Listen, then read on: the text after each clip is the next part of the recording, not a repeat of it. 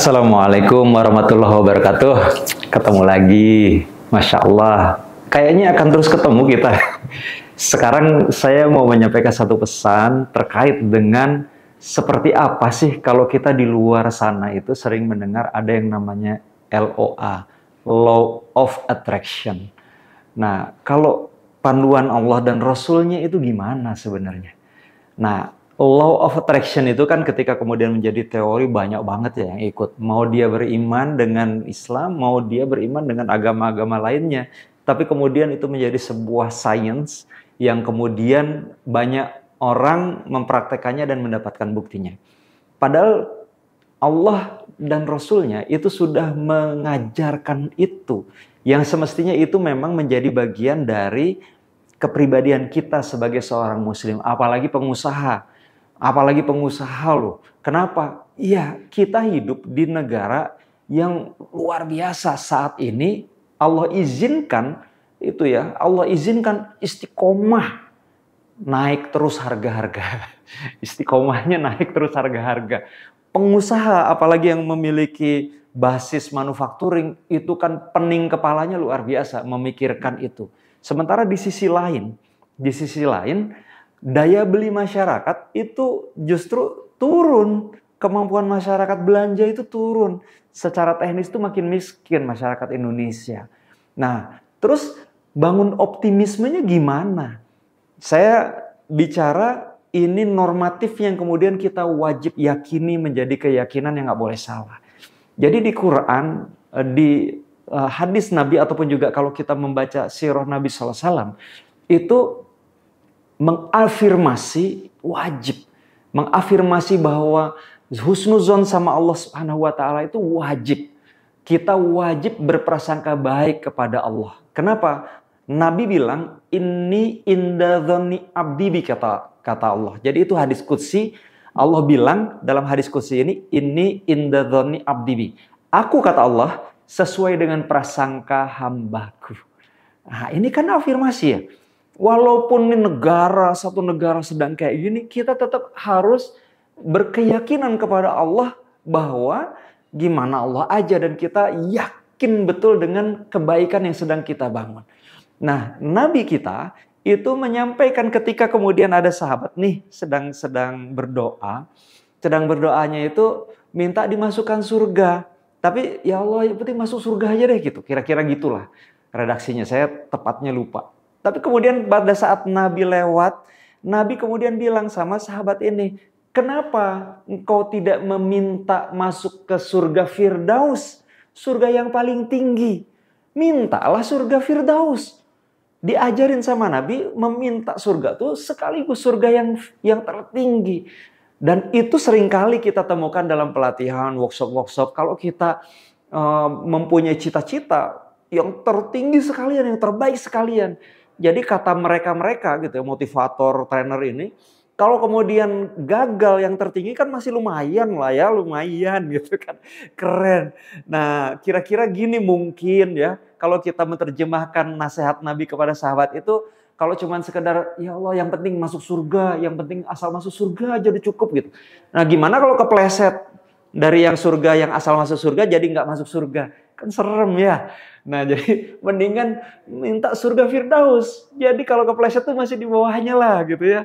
Oh, itu lapisannya masih banyak. Masya Allah gitu ya. Nah, itu yang kemudian saya terima, saya dapatkan juga kalau belajar sama guru-guru tuh asik. Karena kita belajar dari Masya Allah hikmahnya luar biasa. Pada saat bertemu sama Ustadz Muhammad bin Anis ya dari Maun, beliau tuh bilang begini, orangnya lucu, humoris, tapi Masya Allah berkelas banget humornya itu. Nggak asbun. Dia bilang, saya itu kata beliau, itu kalau ada Ustadz bilang, tolong ya kalau kemudian kamu nggak nemuin aku di surga, tolong cari aku, gitu. Bawa aku ke surga. Beliau bilangnya begini, beliau, kalau kalian nggak nemuin aku di surga, katanya, nah cari aku di surga yang lebih tinggi, kayaknya aku di surga yang lebih tinggi. Jadi membangun optimisme itu penting, tetapi tidak boleh sombong. Itu dilarang gitu ya. Kita optimis ingin mendapatkan yang terbaik dan yakin Allah ngasih yang terbaik, meminta doa yang terbaik, ikhtiar yang terbaik yang kita mampu lakukan, itu bukan untuk kemudian kita bersombong. Oh, siapa dulu dong gua gitu guys. Gitu ya. Nah, tapi itu adalah bagian dari keyakinan kita karena buat Allah yang maha tinggi, buat Allah yang maha segalanya, permintaan kita itu cemen banget. Kita mau apa sih cemen kalau Allah mau mengizinkan itu terjadi? Mudah sekali, sangat mudah. Maka kita minta yang terbaik kepada yang maha segala-galanya dan maha mampu. Masalah dikabulkannya seperti apa? Itu Allah saja. Maka jauh lebih baik kalau kemudian kita menjadikan target kita itu menjadi proposal doa. Ya Allah, izinkan hamba mencapai rencana-rencana ini dengan cara-cara baru maupun cara-cara yang kami ketahui dan yang tidak kami ketahui, dan itu menjadi bagian yang kemudian kau izinkan terjadi dan melahirkan kebaikan-kebaikan yang banyak, dan kau jaga kami dari sifat-sifat sombong, takabur, merasa hebat, merasa baik, merasa benar, dan seterusnya.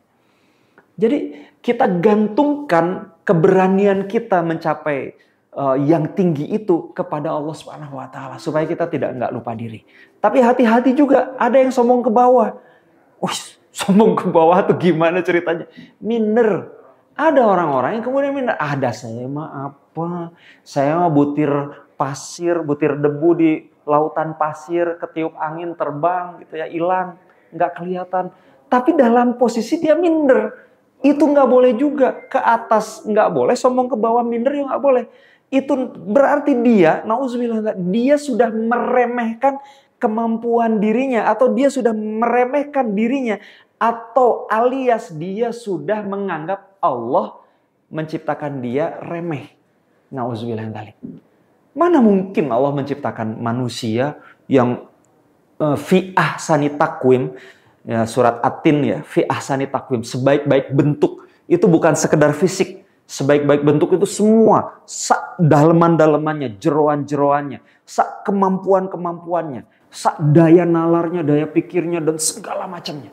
Itu Allah itu fi ahsani taqwim. Manusia sudah diciptakan Allah sebaik-baik bentuk.